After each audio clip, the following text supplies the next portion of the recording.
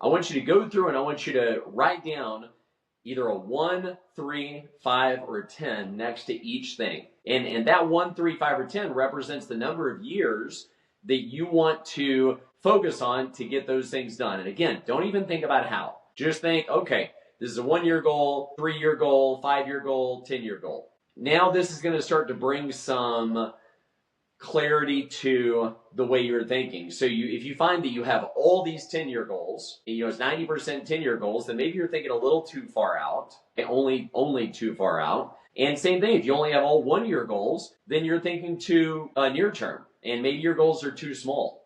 So go through, identify how long it's going to take you to achieve each of those goals, okay? And you can just pick a number.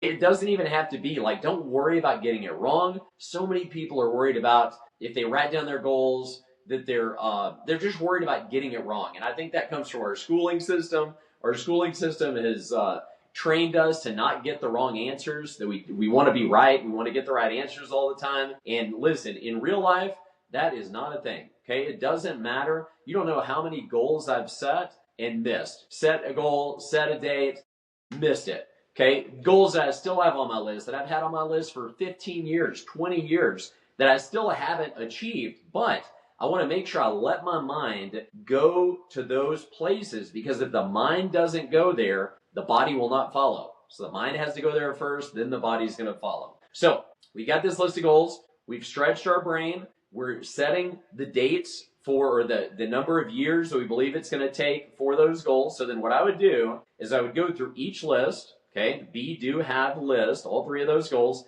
and I would pick the top 3 1-year goals. Okay, so 1 from each category, top 3. And I'd pick the top 3 most important 3-year goals. Pick those top 3, 1 in each category. Same thing for the 5 years, same thing for the 10-year.